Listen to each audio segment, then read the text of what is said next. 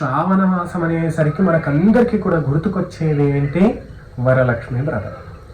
అసలు వరలక్ష్మి వ్రతం శాస్త్ర ప్రకారంగా ఏ విధంగా చేయాలి, ఎలా చేయాలి, ఏమి నైవేద్యం పెట్టాలి, ఏ మంత్రాలు చదవాలి? చూడండి, ఈ వీడియో మొత్తము చివరి వరకు చూడండి. మీకు ఖచ్చితంగా వరలక్ష్మి వ్రత విధి విధానం అంతా కూడా మీకు తెలుస్తుంది. కాబట్టి ఈ యొక్క వీడియో చివరి వరకు ప్రతి ఒక్కరు కూడా చూడండి. ఇందులో 2 మంత్రాలు చెప్తాం. ఆ 2 మంత్రాలు కూడా మీరు విని కామెంట్ సెక్షన్లో రాయండి.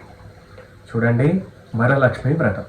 ఈ యొక్క వ్రతం ఏనాడు చేయాలి? ప్రతి ఒక్కరికి కూడా సందేహం ఏంటి, చాలామంది చెప్తూ ఉంటారు వరలక్ష్మి వ్రతం ఈ 4 వారాలలో ఎప్పుడో ఒకసారి చేసుకోవచ్చు అని చెప్పేసి అనుకుంటూ ఉంటారు. కానీ శాస్త్ర ప్రకారంగా వరలక్ష్మి వ్రతము పౌర్ణమి ముందు వచ్చే శుక్రవారం రోజు చేయాలి. పౌర్ణమి ముందు వచ్చే శుక్రవారం రోజు కథలోనే ఉంటుంది, మీకు అందరికీ కూడా తెలుసు, కానీ తెలియని వాళ్ళ గురించి చెప్తాను. పౌర్ణమి ముందు వచ్చే శుక్రవారం రోజు ఈ యొక్క వ్రతం చేయాలి.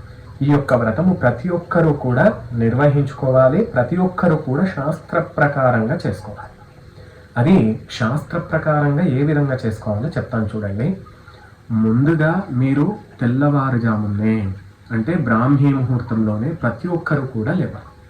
లేచి తలంటూ స్నానం చేసుకొని ఇల్లు మొత్తం కూడా శుభ్రం చేసుకొని పూజా మందిరం అంతా కూడా శుభ్రం చేసుకొని పూజా మందిరంలో లేదా బయట మీ హాల్లో కానీ ఒక ఈశాన్య మూలలో యథావిధంగా అలికి ముగ్గును పెట్టేసి యథావిధంగా పీటను పెట్టి ఆ పీటపై జాకెట్ పీసును పరిచి రవిక గుడ్డను పరిచి యథావిధంగా ఆ యొక్క పీటపై లక్ష్మీదేవత యొక్క చిత్రపటాన్ని ఉంచుకోవాలి. చిత్రపటం ముందు యథావిధంగా ప్రతి ఒక్కరూ కూడా వరలక్ష్మి వ్రతం అనేసరికి ప్రతి ఒక్కరూ కూడా కలశం అనేది పెట్టుకోవాలి. గుర్తుపెట్టుకోండి, కలశం ఖచ్చితంగా పెట్టుకొని, కలశం ఏ విధంగా ఏర్పాటు చేసుకోవాలి? వెండితో కానీ రాగితో కానీ ఇత్తడితో కానీ మీ ఇష్టం. యథావిధంగా ఆ యొక్క కలశాన్ని తీసుకొని ఆ రవిక గుడ్డ అని చెప్పాను కదా, పీటపై రవిక గుడ్డ, ఆ రవిక గుడ్డ పైన యథావిధంగా కొన్ని బియ్యం వేసేసి కలశం పెట్టుకొని కలశంలో నీళ్లు పోయాలి. అందరూ బియ్యం వేస్తున్నారు కానీ బియ్యము వేయకూడదు, నీళ్లు మాత్రమే పోయాలి. ఆ యొక్క కలశానికి కంకణం కట్టుకొని యథావిధంగా ఆ నీళ్ళల్లో పసుపు, కుంకుమ, 2 అక్షతలు, కొంచెం గంధము, యథావిధంగా రూపాయి కానీ లేదంటే వెండి నాణ్యం ఉంటే వెండి నాణ్యం, బంగారు నాణ్యం ఉంటే బంగారు నాణ్యం వేసేసి యథావిధంగా మామిడాకు ఉంటే మామిడాకు లేదంటే తమలపాకులు యథావిధంగా ఆ యొక్క కలశంలో పెట్టుకొని కొబ్బరికాయను, నిండు కొబ్బరికాయ పెట్టాలి. చూడండి, గుర్తుపెట్టుకోండి, నిండు కొబ్బరికాయ అంటే పీచు తీయని కొబ్బరికాయ యథావిధంగా ఆ యొక్క కలశం పైన పెట్టుకొని ఆ కలశానికి యథావిధంగా రవిక గుడ్డను జాకెట్ పీస్ని పెట్టేసి ఆ యొక్క జాకెట్ పీస్కి బొట్టు పెట్టేసి యథావిధంగా మీకు మీ ఇంట్లో ఆభరణాలు ఉంటే ఆభరణాలు వేసేసి అలంకరించుకొని యథావిధంగా ఆ యొక్క కలశం ముందే గణపతి విగ్రహం ఉన్నా సరే లేదా పసుపుతో గణపతిని తయారు చేసుకొని యథావిధంగా పూజించుకోవాలి. పూజా విధానం అంటే తయారు చేసుకునే విధానం ఇది.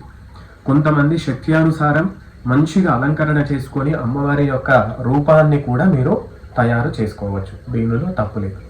లక్ష్మీదేవి యొక్క రూపాన్ని మీరు యథావిధంగా చీరను కట్టి అమ్మవారికి నగలు, ఆభరణాలు, వడ్డానం అన్నీ కూడా పెట్టేసి అలంకరించుకోవచ్చు, మీ శక్త్యానుసారం చెప్తుంది.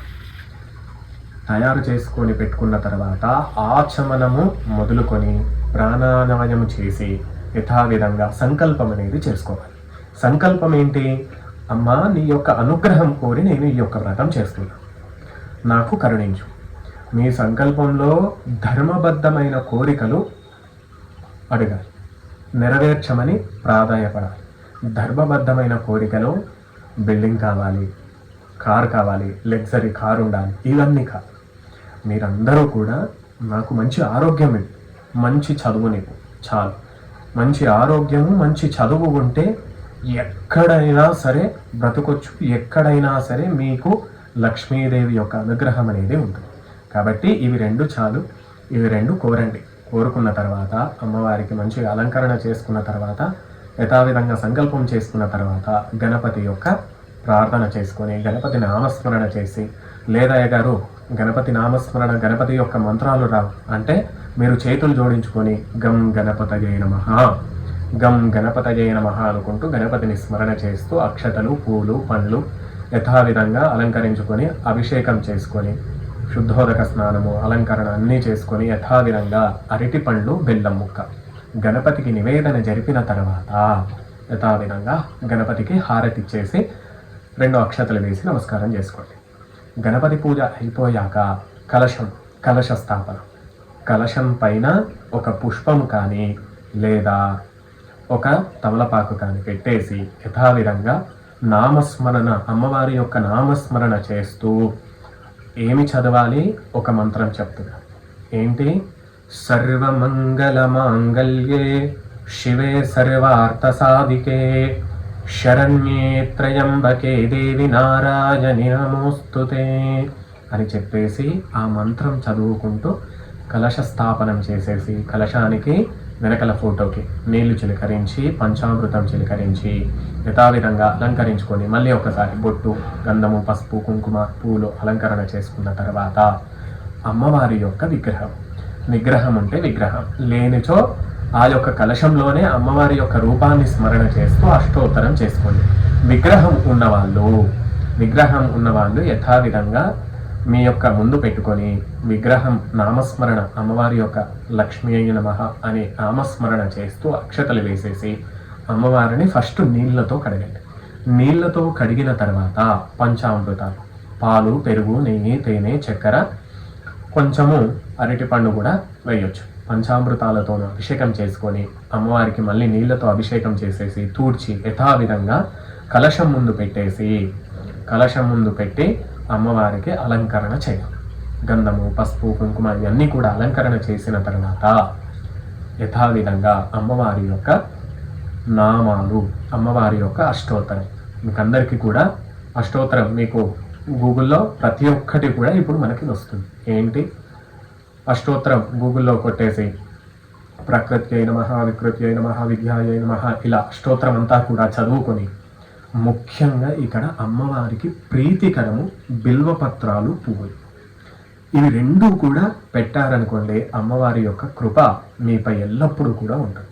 కాబట్టి ప్రతి ఒక్కరూ కూడా బిల్వపత్రాలు లేకున్నా మీ దగ్గర వెండి బిల్వాలు ఉన్నా కూడా పెట్టవచ్చు. బిల్వపత్రాలు, పూలు అలంకరించుకొని యథావిధంగా నమస్కారం చేసుకొని పోయిన తర్వాత అష్టోత్తరం చేసుకున్న తర్వాత ఇంకొక మంత్రం చెప్తాను చూడండి. అష్టోత్తరం మొత్తం అయిపోయిన తర్వాత ఈ 3 వేళ్లతోనే ఏంటి? కుంకుమ తీసుకొని కొంచెం పసుపు తీసుకోవాలి.